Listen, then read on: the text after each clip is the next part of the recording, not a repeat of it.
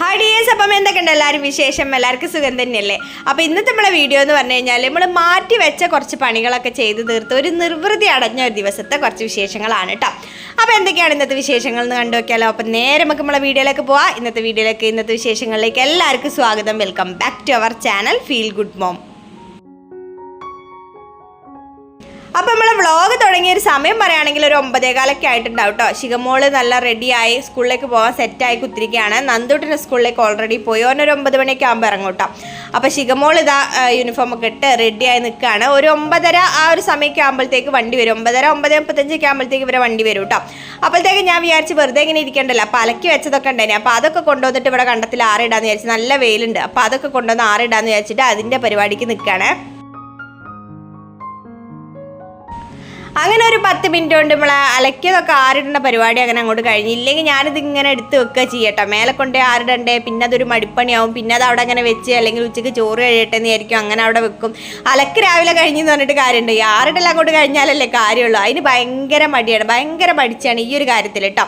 അപ്പോൾ അതുകൊണ്ട് ഞാൻ വിചാരിച്ച് കണ്ടത്തിൽ ഇങ്ങനെ അയൽ കെട്ടിക്കഴിഞ്ഞാൽ ഇവിടെ കൊണ്ടുവന്ന് ഇങ്ങനെ ആറിടല്ലോ. അപ്പോൾ അത് വലിയ മടിയുള്ള കാര്യമില്ല. ഈ ഒരു ടൈം നോക്കിയിട്ട് ശിഖമോളെ സ്കൂളിലാക്കേണ്ട ടൈമിന് എന്തായാലും ഇവിടെ പുറത്ത് വന്ന് നിൽക്കണം. അപ്പോൾ ആ സമയത്ത് അലക്കെന്തായാലും രാവിലെ കഴിയണതാണ്. അപ്പോൾ ആ ഒരു സമയം നോക്കിയിട്ട് വേഗം അങ്ങോട്ട് ആറിടാന്നുള്ള രീതിയിൽ ഇവിടെ അയലൊക്കെ കെട്ടി സെറ്റാക്കി വെച്ചിക്കണം. അപ്പോൾ എന്തായാലും ആറിടുന്ന പരിപാടി അങ്ങനെ അങ്ങോട്ട് കഴിഞ്ഞ് അപ്പോഴത്തേക്ക് ഇതാ വണ്ടിയൊക്കെ വന്ന് ശിഖമോൾ അങ്ങനെ അങ്ങോട്ട് പോയി. നന്ദൂട്ടൻ പോയി. ഏട്ടൻ പണി എന്ന് പറഞ്ഞാൽ ഇന്ന് പണിക്കായിട്ട് പോയതല്ല, ഒരു 2-3 സൈറ്റ് ചെന്ന് നോക്കാനുണ്ട് എന്ന് പറഞ്ഞിട്ട് അങ്ങനെ പോയതാണ് കേട്ടോ. അപ്പോൾ ഒരു 11 മണി 12 മണിയൊക്കെ ആകുമ്പോഴത്തേക്ക് ഏട്ടൻ തിരിച്ചു വരും. അപ്പോൾ അങ്ങനെയൊക്കെയാണ്. അപ്പോൾ ഇനിയിപ്പോൾ ഉള്ളത് നമുക്ക് അകത്തുള്ള പരിപാടികളൊക്കെയാണ്. അപ്പോൾ അതിന് മുമ്പ് ഞാൻ വിചാരിച്ച ചായ കൂടി അങ്ങനെ അങ്ങോട്ട് കഴിക്കാമെന്ന് വിചാരിച്ച്. അപ്പോൾ ഇതാണ് നമ്മൾ ഇന്നത്തെ ബ്രേക്ക്ഫാസ്റ്റ് എന്ന് പറയുന്നത്. പത്തലും മസാലക്കറിയാണ് കേട്ടോ. മസാലക്കറി വെക്കുന്ന ദിവസം സുഖമാണ്. മസാലക്കറി സാമ്പാറൊക്കെ ബ്രേക്ക്ഫാസ്റ്റിന് വെക്കുന്ന സമയമാകുമ്പോൾ കുറച്ച് നീട്ടി അങ്ങോട്ട് വെച്ച് കഴിഞ്ഞാൽ നമുക്ക് ഉച്ചക്കത്തെ ചോറിനും അങ്ങോട്ട് എടുക്കാം. കുശാലായി സംഗതി. അപ്പോൾ ഇന്ന് ഉച്ചക്കത്തേക്കും മസാലക്കറി തന്നെയാണ് കേട്ടോ. അപ്പോൾ ഈ പത്തലുണ്ടാക്കുന്ന റെസിപ്പി ഞാൻ കുറേ വ്ളോഗിൽ കാണിച്ചതാണ്. അപ്പോൾ അതുകൊണ്ട് ജസ്റ്റ് ഞാനൊന്ന് പറയട്ടെ. സിമ്പിളാണ്. ബ്രേക്ക്ഫാസ്റ്റിനൊക്കെ അടിപൊളിയായിട്ട് നമുക്ക് ഉണ്ടാക്കിയെടുക്കാൻ പറ്റും. തലേന്ന് കുറച്ച് നമ്മളെ ചോറ് വെക്കണ അരി ഉണ്ടല്ലോ. അപ്പോൾ ഞങ്ങൾക്ക് ഇവിടെ റേഷൻ പീടികയിലെ അരിയാണ് കേട്ടോ. അപ്പോൾ അതുകൊണ്ട് നല്ല പദമായിട്ട് ഇതുപോലെ നമുക്ക് പത്തലുണ്ടാക്കി എടുക്കാൻ പറ്റും. അതൊന്ന് കുതിർത്തി വെക്കുക. പിറ്റേന്ന് നമ്മൾ കഴുകി വൃത്തിയാക്കിയിട്ട് മിക്സീൻ്റെ ജാറിലേക്ക് ഇടുക. ആവശ്യത്തിന് വെള്ളം ഒഴിച്ചു കൊടുക്കുക. തേങ്ങയോ അല്ലെങ്കിൽ ഇനിയിപ്പോൾ ചെറിയ ജീരകമോ അല്ലെങ്കിൽ നമ്മളിതുണ്ടല്ലോ ചെറിയുള്ളി ഉണ്ടല്ലോ, അതൊക്കെ ഇട്ട് അരയ്ക്കുന്ന ആൾക്കാരുണ്ട്. അപ്പോൾ ഞാനിതിൽ തേങ്ങയോ ജീരകമോ ഉള്ളിയൊന്നും ഇട്ടിട്ടില്ല. ജസ്റ്റ് നമ്മളെ തലേന്നത്തെ കുറച്ചൊരു പിടി ചോറും കൂടി ഇട്ട് കൊടുത്തിട്ട് ആ ഒരു അരി നല്ലോണം അരച്ചെടുത്തതാണ്. എന്നിട്ട് പത്തൽ പോലെ നല്ല കട്ടിയിലാക്കി അങ്ങോട്ട് ചുട്ടെടുത്ത് ഇത്രേ പണിയുള്ളൂ. അപ്പോൾ നമ്മളെ ബ്രേക്ക്ഫാസ്റ്റ് അങ്ങനെ അങ്ങോട്ട് റെഡിയായി. അതിൻ്റെ കൂട്ടത്തിൽ തന്നെ രാവിലത്തെ ആ ഒരു സമയത്ത് തന്നെ ആ ഒരു കുക്കിങ്ങിൻ്റെ ടൈമിൽ തന്നെ ഇതാ ഉച്ചക്കത്തേക്കുള്ള കാര്യങ്ങളൊക്കെ റെഡി ആയിക്കണം കേട്ടോ. അപ്പോൾ ചോറ് റെഡിയാണ്. നമ്മൾ മസാലക്കറിയാണ്, ഉച്ചക്കത്തേക്കും കൂടി ഉണ്ടാവും. അപ്പോൾ ആ ഒരു മസാലക്കറി ഉണ്ട്. പിന്നെ ഏട്ടൻ കുറച്ച് കടുക്ക കൊണ്ടുവന്നിന്, കല്ലുമ്മക്കായി കൊണ്ടുവന്നിന് കേട്ടോ. അപ്പോൾ അതൊരു ഫ്രൈ പോലെ ആക്കി. പിന്നെ മീനും ഉണ്ട്. മീനും പൊരിച്ച് റെഡിയാക്കി വെച്ച്. അപ്പം മീൻ പൊരിക്കലില്ലേ, ഞാൻ എല്ലാം റെഡിയാക്കി എല്ലാം തേച്ച് മസാലയും പെരക്കി മാരിനേറ്റ് ചെയ്ത് വെച്ച് പെരക്കി എന്നൊക്കെ പറഞ്ഞ് ഞങ്ങളായിരിക്കും ഇവള് തേടുന്ന എണീറ്റ് വരുന്നത്. പെരക്കുക എന്ന് പറഞ്ഞാൽ നമ്മൾ മസാലയൊക്കെ തേച്ച് പിടിപ്പിക്കില്ല, അതിനാണ് കേട്ടോ അങ്ങോട്ട് പറയല് പെരക്കാന്ന്. അപ്പോൾ എന്തായാലും അതങ്ങനെ വെച്ച് പിടിപ്പിച്ച് അതങ്ങനെ ആക്കി വെക്കലാണ് കേട്ടോ. അപ്പോൾ ഇതിപ്പോൾ ഇന്ന് കുറച്ച് നമുക്ക് ക്ലീനിങ്ങിൻ്റെ പരിപാടിക്ക് നിൽക്കേണ്ടതുകൊണ്ട് ഞാൻ വിചാരിച്ച പണികളൊക്കെ അങ്ങോട്ട് കഴിഞ്ഞ് മേശമിൽ ഇവിടെ കൊണ്ടുവച്ച് കഴിഞ്ഞാൽ പിന്നെ അത് നോക്കണ്ടല്ലോ. അപ്പോൾ അങ്ങനെ മീനും പൊരിച്ച് വെച്ചിരിക്കണേ. പിന്നെ നല്ല കാന്താരി ഉപ്പിലിട്ടതുണ്ട്, അച്ചാറുണ്ട്. അപ്പം ലഞ്ചിൻ്റെ കാര്യം സെറ്റായിരിക്കണേ. അപ്പോൾ ഇനി നമുക്ക് നമ്മളെ ക്ലീനിങ്ങിലേക്ക് കിടക്കാം. അപ്പോൾ ആദ്യം തന്നെ നമ്മൾ ചെയ്യുന്ന ആ ഒരു രാവിലത്തെ ആ ഒരു ക്വിക്ക് ക്ലീനിങ് ഉണ്ടല്ലോ, അത് അങ്ങോട്ട് ചെയ്തിടാമെന്ന് വിചാരിച്ച്. അത് ചെയ്തിട്ടിട്ടില്ലെങ്കിൽ എന്താണെന്ന് വെച്ചാൽ ആ ഒരു ഇടങ്ങേറായും കൊണ്ട് തന്നെയായിരിക്കും നമ്മളെ വീട്. അത് കഴിയണവരെ ചിലപ്പോൾ വൈകുന്നേരം ആയിരിക്കും നമ്മളെ ബാക്കിയുള്ള പണികളൊക്കെ കഴിയും. അതുവരെ ആ ഒരു വീട് ഈ ബെഡ്ഷീറ്റും അങ്ങോട്ടും ഇങ്ങോട്ടും കലങ്കോലായിട്ട് വല്ലാത്തൊരു മുഷിപ്പായിരിക്കും. നമുക്ക് അകത്തേക്ക് വരാനേ തോന്നാത്തൊരവസ്ഥയായിരിക്കും. അപ്പോൾ അതുകൊണ്ട് രാവിലെയുള്ള ആ ഒരു ക്വിക്ക് ക്ലീനിങ് ഉണ്ടല്ലോ, സാധനങ്ങൾ സ്ഥാനം തെറ്റിക്കിടക്കണതൊക്കെ അങ്ങോട്ടും ഇങ്ങോട്ടും സ്ഥാനത്തേക്കൊക്കെ എടുത്ത് വെക്കുക. ഒന്ന് ബെഡൊക്കെ ഒന്ന് തട്ടിക്കുടഞ്ഞ് വിരിച്ചിടുക, ഒന്ന് അടിച്ചു വാരിടുക, അങ്ങനത്തെ പരിപാടി. ഒരു ക്വിക്കായിട്ടുള്ള ക്ലീനിങ് ഉണ്ടല്ലോ, അത് അങ്ങോട്ട് ചെയ്തിടുക എന്നുള്ളതാണ്. അതിന് മാക്സിമം പോലെ ഒരു 15 മിനിറ്റേ എടുക്കുകയുള്ളൂ. അപ്പോൾ അതങ്ങോട്ട് ചെയ്തിടാന്ന് വിചാരിച്ചു. അപ്പോൾ ഞാൻ ഈ അകത്തെ ബെഡ്ഷീറ്റ് മാറ്റിയിട്ടില്ലേനി കേട്ടോ. കഴിഞ്ഞ ആഴ്ച ഇവിടെ അങ്ങനെ കിടക്കലില്ലേനി. ഇപ്പം നന്ദൂട്ടൻ ഇവിടെ സെപ്പറേറ്റ് ആയിട്ട് കിടന്നൊക്കെ തുടങ്ങിയതിന് ശേഷം ഓനിവിടെ കിടക്കലുണ്ട്. അപ്പോൾ ഞാൻ വിചാരിച്ചു എന്തായാലും ആ ബെഡ്ഷീറ്റ് അങ്ങോട്ട് മാറ്റി വിരിക്കാമെന്ന് വിചാരിച്ച് അങ്ങനെ ആ ഒരു ബെഡ്ഷീറ്റ് എടുത്ത് വേറെ ബെഡ്ഷീറ്റൊക്കെ മാറ്റി വിരിച്ച് ആ റൂമിനെ സുന്ദരക്കുട്ടപ്പനാക്കി. ബെഡ്ഷീറ്റ് മാറ്റി വിരിക്കുമ്പം തന്നെ നമുക്ക് ഇൻസ്റ്റൻ്റ് ആയിട്ടൊരു ഫ്രഷ് ലുക്കാണ് അല്ലേ നമ്മളെ റൂമിനൊക്കെ. അപ്പോൾ എന്തായാലും ഇതാ ബെഡ്ഷീറ്റൊക്കെ മാറ്റി വിരിച്ചു കൊടുത്തിക്കണം.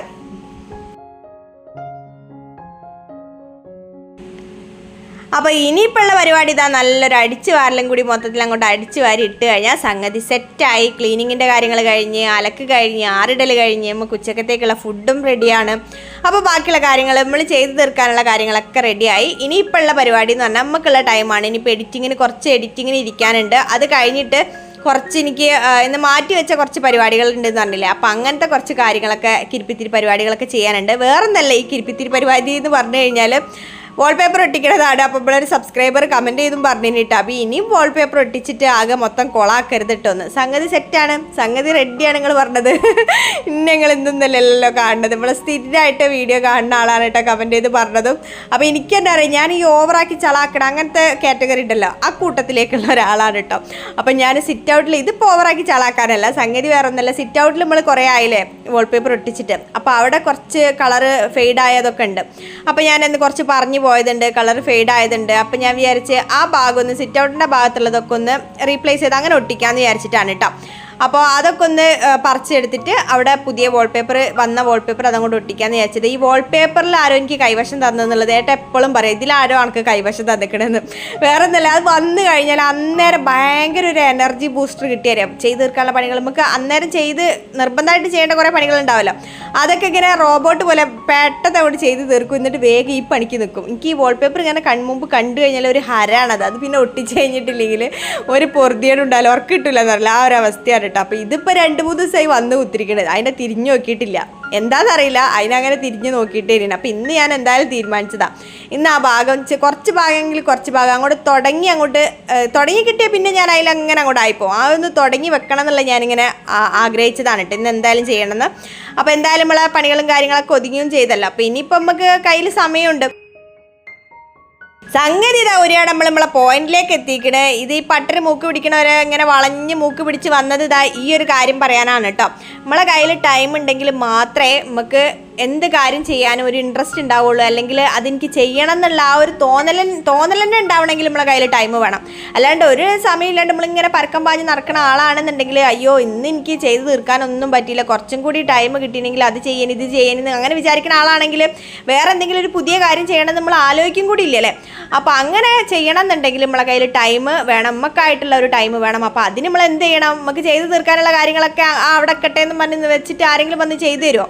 അങ്ങനെയും ചെയ്തു തരില്ല. അപ്പോൾ ഒരേ ഒരു പോം വഴി എന്ന് പറഞ്ഞാൽ നമുക്ക് ചെയ്ത് തീർക്കാനുള്ള കാര്യങ്ങളൊക്കെ അങ്ങോട്ട് ചെയ്ത് തീർത്ത് വെക്കുക, സ്വസ്ഥമായിട്ട് നമുക്കുള്ള ടൈം കണ്ടുപിടിക്കുക എന്നുള്ളതാണ്. അപ്പോൾ നല്ലൊരു ടൈം മാനേജ്മെൻറ്റ് നമ്മളെ കയ്യിലുണ്ട് എന്നുണ്ടെങ്കിൽ, നമ്മളെ കയ്യിൽ ഭദ്രമാണെന്നുണ്ടെങ്കിൽ നമുക്ക് എന്ത് കാര്യം നേടിയെടുക്കാൻ പറ്റും.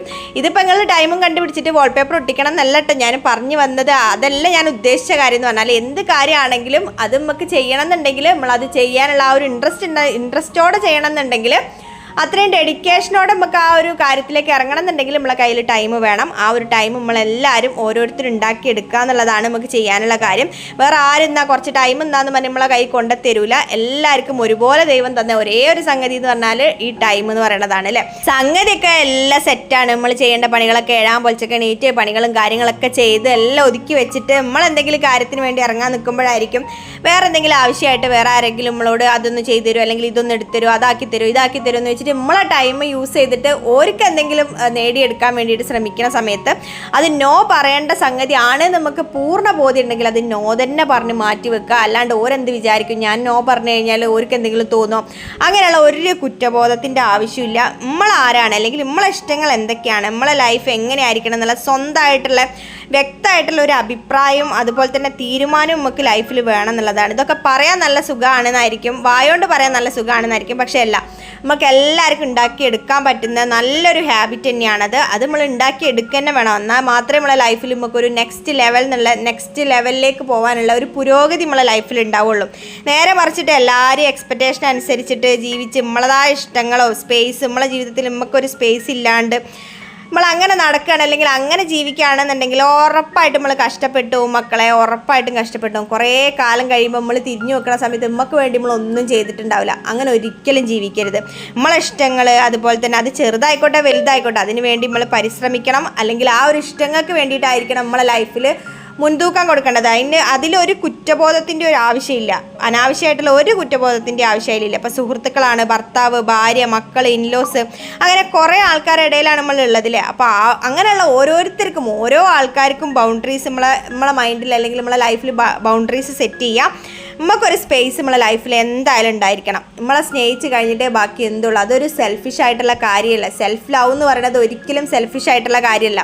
സംഭവം നമ്മളെ ലൈഫിൽ നമുക്ക് നെഗറ്റീവായിട്ടുള്ള കാര്യങ്ങളുണ്ടാവും, പോസിറ്റീവായിട്ടുള്ള കാര്യങ്ങളുണ്ടാവും, എല്ലാവരുടെ ലൈഫിലും ഉണ്ടാവും അല്ലേ. ഒരു ഉയർച്ച ഉണ്ടെങ്കിൽ ഒരു താഴ്ച ഉറപ്പായിട്ടുണ്ടാവും. നമ്മളെ ഇഷ്ടങ്ങളൊക്കെ നമ്മൾ നേടിയെടുത്ത് കഴിഞ്ഞാൽ ആ ഒരു ലൈഫ് എന്ന് പറയുന്നത് മഹാബോറായിരിക്കും. എപ്പോഴും നമ്മളെ ഇഷ്ടങ്ങളൊക്കെ സാധിച്ചു കഴിഞ്ഞാൽ നമ്മൾ വിചാരിക്കണതൊക്കെ സാധിച്ചു കഴിഞ്ഞാൽ അത് ഉറപ്പായിട്ടൊരു ബോറിംഗ് ആയിട്ടുള്ള ലൈഫായിരിക്കും. അപ്പോൾ ഈ നെഗറ്റീവ് ഒരു കേട്ടിട്ടുണ്ടെങ്കിൽ ഒരു ഇറക്കണ്ടെന്ന് പറയുന്ന പോലെ നെഗറ്റീവായിട്ടുള്ള കാര്യങ്ങൾ സംഭവിക്കും. അപ്പം അയാൾ എന്നെ ഇൻസൾട്ട് ചെയ്ത് അല്ലെങ്കിൽ അയാൾ എന്നോട് അങ്ങനെ പറഞ്ഞപ്പോൾ എനിക്കത് ഭയങ്കര വിഷമമായി, ആ ഒരു കാര്യം ചെയ്തപ്പോൾ എനിക്കത് ഭയങ്കരമായിട്ട് മനസ്സിൽ കൊണ്ട്, ഇങ്ങനെയുള്ള കാര്യങ്ങളൊക്കെ നമ്മൾ ഇടയ്ക്കിടയ്ക്ക് ഇങ്ങനെ പറയൂലേ. പക്ഷേ അന്നേരം നമ്മൾ ഒരു കാര്യം ചിന്തിക്കും, നമ്മൾ മനുഷ്യന്മാരാണ്, നമ്മൾ അങ്ങനെ പറയും, നമുക്കത് ആ ഒരു സ്പോട്ടിൽ നമുക്ക് ആ വിഷമം ഉണ്ടാവും, ഒക്കെ റെഡിയാണ്. പക്ഷേ അതിൽ നമ്മൾ കൂടെ പുറത്തേക്ക് കടക്കാൻ വേണ്ടിയിട്ട് നമ്മൾ ഒരു കാര്യം മാത്രം, ഒരു സ്റ്റേറ്റ്മെൻറ്റ് മാത്രം നമ്മൾ മനസ്സിൽ വെക്കുക. വേറെ ഒന്നല്ല, ഞാനതിന് സമ്മതിച്ചിട്ടാണ്. എൻ്റെ മനസ്സിൽ ഒരു വിഷമം ഒരാൾക്ക് ഉണ്ടാക്കണം എന്നുണ്ടെങ്കിൽ ഞാൻ വിചാരിക്കണം, എനിക്ക് വിഷമം വരണം എന്നുണ്ടെങ്കിൽ ഞാൻ വിചാരിക്കണം. അയാൾ വിചാരിച്ചതുകൊണ്ട് എനിക്ക് വിഷമം വരണം എന്നില്ല. അപ്പം നമ്മളെ മൈൻഡിൽ നമ്മൾ വിചാരിച്ചു കഴിഞ്ഞാൽ മാത്രമേ, ഞാൻ സമ്മതിച്ചിട്ടല്ലേ എനിക്ക് വിഷമം വന്നത്, ആ ഒരു സ്റ്റേറ്റ്മെൻറ്റ് മാത്രം ഓർമ്മിക്കാം. അല്ലാണ്ട് നമ്മൾ അതും ആലോചിച്ച്, ചില ആൾക്കാർക്കുണ്ട് പരിപാടി, അതും ആലോചിച്ച് ഇങ്ങനെ ഒരു 3-4 ദിവസം അതും കൊണ്ട് ഓടും. അതും ആലോചിച്ച് ഇങ്ങനെ കുത്തിരുന്ന് നമ്മളെ കയ്യിലുള്ള സമയം കൂടി അതിനങ്ങോട്ട് ചിലവഴിച്ച് അത് ആലോചിച്ച് പല തലങ്ങളിലേക്ക് നമ്മളെത്തും. അപ്പോൾ ആ പരിപാടിക്കൊന്നും നിൽക്കണ്ട. നമ്മളെ ലൈഫിൽ അല്ലെങ്കിൽ നമ്മളെ മനസ്സിൽ ഒരു വിഷമം തോന്നണം എന്നുണ്ടെങ്കിൽ അത് ആ ഒരു വിഷമം തോന്നിയത് നമ്മൾ സമ്മതിച്ചിട്ടാണ്. ഞാൻ സമ്മതിച്ചിട്ടില്ലെങ്കിൽ എനിക്ക് ആ ഒരു വിഷമം ഉണ്ടാവില്ല. ആ ഒരു സ്റ്റേറ്റ്മെൻറ്റിൽ ഉറച്ച് നിൽക്കാം. അതാണ് നമുക്ക് ചെയ്യാനുള്ള കാര്യം. അങ്ങനെ നമുക്ക് കുറേ ടൈം സേവ് ചെയ്യാൻ പറ്റും. അങ്ങനെയുള്ള കുറേ കാര്യങ്ങൾ ഒരു എത്തും പിടിയും ഇല്ലാണ്ട് നമ്മളിങ്ങനെ ആലോചിച്ച് കൂട്ടും. പല സംഗതികൾ ഞാൻ ഈ പറഞ്ഞ പോലെ പല തലങ്ങളിലേക്ക് നമ്മളെത്തും. അപ്പോൾ ആ ഒരു പരിപാടിക്ക്, ഓവർ തിങ്കിങ് എന്നുള്ള ആ ഒരു പരിപാടിയിലേക്ക് നമ്മൾ പോവാണ്ടിരിക്കാം. ഇതൊക്കെയാണ് നമ്മളെ ടൈം സേവ് ചെയ്തിട്ട് നമ്മളെ ലൈഫ് സ്മൂത്തായിട്ട് കൊണ്ടുപോകാൻ വേണ്ടിയിട്ട് നമുക്ക് ചെയ്യാൻ പറ്റുന്ന കാര്യങ്ങൾ. അപ്പോൾ നമ്മളെ വർത്താനത്തിനിടയ്ക്ക് എന്തായാലും ഇതാ വാൾപേപ്പർ ഒട്ടിക്കുന്ന പരിപാടി ഇങ്ങനെ അടിപൊളിയായിട്ട് നടന്നുകൊണ്ടിരിക്കുന്നുണ്ട്. അപ്പോൾ ഈ ഒരു ഡിസൈൻ സെലക്ട് ചെയ്തതുകൊണ്ട് അങ്ങനെ വലിയൊരു ഇടങ്ങാറൊന്നുമില്ല കേട്ടോ. വേഗം ഒട്ടിച്ച് കഴിയുന്നുണ്ട്. എന്നാലും ഒരു 2-2.5 മണിക്കൂർ എടുത്തിട്ട് ഞാൻ ഈ ഒരു ഭാഗം മൊത്തം ഒട്ടിച്ച്, ആ സിറ്റ് ഔട്ടിൻ്റെ ഭാഗം മൊത്തം ഒട്ടിച്ച് തീർക്കാൻ വേണ്ടിയിട്ട്. അപ്പോൾ ലാസ്റ്റ് റിസൾട്ട് ഞാൻ കാണിച്ചു തരാം. അപ്പോൾ അതിൻ്റെ ഇടയ്ക്ക് ഞാൻ എന്തായാലും ഇത് ഒട്ടിച്ച് കഴിയട്ടെ. അപ്പോൾ അതിൻ്റെ ഇടയ്ക്ക് ഞാൻ നല്ലൊരു പ്രൊഡക്റ്റ് പരിചയപ്പെടുത്തി തരാം. അപ്പോൾ അതൊന്ന് കണ്ടു നോക്കി കേട്ടോ. മാമാർത്തിൻ്റെ അടിപൊളി ഷാംപൂ കണ്ടീഷണറാണ് ഇന്ന് ഞാൻ നിങ്ങൾക്ക് പരിചയപ്പെടുത്തി തരാൻ പോണത്. മാമാർത്ത് ബ്രാൻഡുകളായിട്ട് പാർട്ട്ണർഷിപ്പ് കൊളാബറേഷൻ ചെയ്യുന്ന ഒരു ബ്രാൻഡാണ് കേട്ടോ. അപ്പം മാമാർത്തിൻ്റെ റോസ്മേരി റേഞ്ചിൽ വരുന്ന കുറച്ച് പ്രൊഡക്ട്സ് ആണ് ഇന്ന് ഞാൻ നിങ്ങളായിട്ട് ഷെയർ ചെയ്യണത്. അപ്പോൾ അതിൽ മാമാർത്തിൻ്റെ ഇതുപോലെ തന്നെ റോസ്മേരി റേഞ്ചിൽ വരുന്ന ഹെയർ ഓയിൽ ഉണ്ട്, പിന്നെ ഷാംപൂ ഉണ്ട്, ആൻറ്റി ഹെയർ ഫോൾ ഷാംപൂ ഉണ്ട്, അതുപോലെ തന്നെ കണ്ടീഷണറും ഈ റോസ്മേരി റേഞ്ചിൽ വരുന്ന കണ്ടീഷണറും ഉണ്ട്. പിന്നെ ഈ ഒരു കുഞ്ഞു ബോട്ടിലിൽ വരുന്ന ഹെയർ ഗ്രോത്തിൻ്റെ നാച്ചുറൽ എക്സ്പേർട്ട് എന്നറിയപ്പെടുന്ന റോസ്മേരി റേഞ്ചിൽ വരുന്ന മാമാ എർത്തിൻ്റെ എസെൻഷ്യൽ ഓയിലാണിത്. അപ്പോൾ ഇതൊരു കോൺസെൻട്രേറ്റ് ആ ഒരു ലെവലിലുള്ള ഓയിൽ ആയതുകൊണ്ട് തന്നെ ഡയറക്റ്റ് നമുക്ക് ഇത് സ്കാൽപ്പിൽ അപ്ലൈ ചെയ്യാൻ പറ്റില്ല. അപ്പോൾ ഇത് അപ്ലൈ ചെയ്യേണ്ടത് എങ്ങനെയാണെന്ന് വെച്ചാൽ, നമ്മൾ ബേസായിട്ട് നമ്മൾ കോക്കനട്ട് ഓയിലോ അല്ലെങ്കിൽ ഒനിയൻ ഓയിലോ ഏതാണോ നമ്മൾ ബേസ് ഓയിലായിട്ട് എടുക്കുന്നത്, നമ്മൾ യൂസ് ചെയ്യണ ഏത് ഓയിലാണോ അത് ബേസ് ഓയിലായിട്ട് വെച്ചിട്ട് അതിലേക്ക് ഇതൊരു 2-3 ഈ ഒരു എസെൻഷ്യൽ ഓയിൽ 2-3 ഡ്രോപ്സ് ചേർത്ത് കൊടുത്ത് മിക്സ് ചെയ്തതിന് ശേഷം നമ്മൾ സ്കാൽപ്പിൽ ചെറിയ മസാജൊക്കെ കൊടുത്ത് ഇതുപോലെ അപ്ലൈ ചെയ്യുകയാണെന്നുണ്ടെങ്കിൽ നല്ല റിസൾട്ട് ആയിരിക്കും കേട്ടോ. ഇതേപോലെ തന്നെ ഈ ഒരു റേഞ്ചിൽ തന്നെ റോസ്മേരി അതുപോലെ തന്നെ മേത്തിൻ്റെ പെർഫെക്റ്റ് ബ്ലെൻഡിൽ വരുന്ന ഷാമ്പൂവും കണ്ടീഷണറും ഒക്കെ അവൈലബിൾ ആണ് മാമാർത്തിൻ്റെ. അപ്പോൾ ഈ ഒരു മാമാർത്തിൻ്റെ ഈ ഒരു റേഞ്ചിൽ റോസ്മേരി റേഞ്ചിൽ വരുന്ന ഈ ഒരു ഷാമ്പൂവും കണ്ടീഷണറും ഹെയർ ഫോള് 93% കുറയ്ക്കാൻ വേണ്ടിയിട്ട് ഹെൽപ്പ് ചെയ്യുന്നുണ്ട്. അതുപോലെ തന്നെ മുടി സ്ട്രെങ്തൻ ചെയ്യിക്കാനും ഹെൽപ്പ് ചെയ്യുന്നുണ്ട്. ഈ ഒരു കണ്ടീഷണർ ഉപയോഗിക്കുകയാണെന്നുണ്ടെങ്കിൽ ഡീടാങ്കിൾ ചെയ്യാൻ, ഹെയർ പെട്ടെന്ന് ഡീടാങ്കിൾ ചെയ്തെടുക്കാൻ വേണ്ടി നമുക്ക് പറ്റും. ഹെയർ ഫോൾ കൺട്രോൾ ചെയ്യാനുള്ള ഒരു പെർഫെക്റ്റ് സൊല്യൂഷൻ തന്നെയാണ്. മാമാർത്ത് ബ്രാൻഡിനെ പറ്റിയിട്ട് അധികം പറയേണ്ട ആവശ്യമില്ലല്ലേ. ഇപ്പം പോപ്പുലർ ആയിട്ടുള്ള ഒരു ബ്രാൻഡാണ്. പാരബൺ സിലിക്കൺ ഫ്രീ ആയിട്ടുള്ള മെയ്ഡ് സേഫ് സർട്ടിഫൈഡ് ആയിട്ടുള്ള ഒരു ബ്രാൻഡാണ്. ഇന്ത്യൻ ബ്രാൻഡാണ്. അതുപോലെ തന്നെ പ്ലാസ്റ്റിക് പോസിറ്റീവ് ആയിട്ടുള്ള ഒരു ബ്രാൻഡും കൂടിയാണ്. അപ്പോൾ ഈ ഒരു പ്രൊഡക്റ്റ് നിങ്ങൾക്ക് താല്പര്യമുണ്ട്, വാങ്ങാൻ താല്പര്യം ഉണ്ടെന്നുണ്ടെങ്കിൽ ഡിസ്ക്രിപ്ഷൻ ബോക്സിൽ ഞാൻ ഫുൾ ഡീറ്റെയിൽസും കാര്യങ്ങളൊക്കെ കൊടുക്കാം. ഇവരെ മാമാർത്തിൻ്റെ ഒഫീഷ്യൽ ആപ്പ് വഴി പർച്ചേസ് ചെയ്യുകയാണെങ്കിൽ കൂടുതൽ ഡിസ്കൗണ്ടും കാര്യങ്ങളൊക്കെ നിങ്ങൾക്ക് കിട്ടും. അത് കൂടാണ്ട് നമ്മളെ ഫീൽ ഗുഡ് മം ഫാമിലി മെമ്പേഴ്സിനായിട്ട് അബിന 2023 എന്നുള്ള കൂപ്പൺ കോഡ് യൂസ് ചെയ്തിട്ട് പർച്ചേസ് ചെയ്യുകയാണ് ചെയ്യുകയാണെങ്കിൽ 20% ഡിസ്കൗണ്ടും കൂടി ഉണ്ട് കേട്ടോ. പിന്നെ ഇവർ ഈ പ്രൊഡക്ട്സ് ആമസോൺ, പർപ്പിൾ, നൈക്ക, ഈ സ്ഥലങ്ങൾ, ഫ്ലിപ്കാർട്ട്, ഇവിടെ നിന്നൊക്കെ അവൈലബിൾ ആണ്. അത് കൂടാണ്ട് ഇപ്പോൾ ഇവർക്ക് ഓഫ്ലൈനായിട്ട് ഇവരെ പ്രസൻസ് ഉണ്ട്. അപ്പോൾ നിങ്ങൾ എവിടെയെങ്കിലും ഇവരെ മാമാർത്തിൻ്റെ സ്റ്റോർ കാണുകയാണ്, പ്രൊഡക്ട്സ് കാണുകയാണെന്നുണ്ടെങ്കിൽ കമൻറ്റ് ചെയ്ത് പറയാനും മറക്കരുത് കേട്ടോ.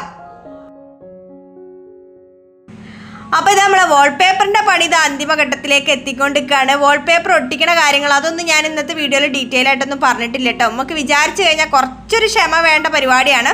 കുറച്ച് ക്ഷമയോടെ നമുക്ക് ഇത് ചെയ്യാനുള്ളൊരു മനസ്സുണ്ടെന്നുണ്ടെങ്കിൽ നമുക്ക് ഓരോരുത്തർക്കും കുറച്ച് സമയമൊക്കെ എടുത്തിട്ട് സാവധാനം ചെയ്തെടുക്കാൻ പറ്റുന്നൊരു കാര്യമുള്ളൂ കേട്ടോ. അങ്ങനെ വലിയൊരു കാര്യമൊന്നുമല്ല. പക്ഷേ ഞാനിപ്പോൾ പറഞ്ഞ പോലെ കുറച്ചൊരു ക്ഷമ വേണമെന്നുള്ളൂ. അപ്പോൾ ഇതാ ഈ പഴയ വാൾപേപ്പർ, പിച്ച് ചീന്തിയെടുത്ത വാൾപേപ്പറും പിന്നെ ഇത് പീൽ ചെയ്തിട്ട് അതിൻ്റെ ബാക്കി കടലാസും കാര്യങ്ങളൊക്കെ ഉണ്ട്. അപ്പോൾ അതൊക്കെ കയ്യോടെ തന്നെ അങ്ങോട്ട് കത്തിക്കാമെന്ന് വിചാരിച്ച്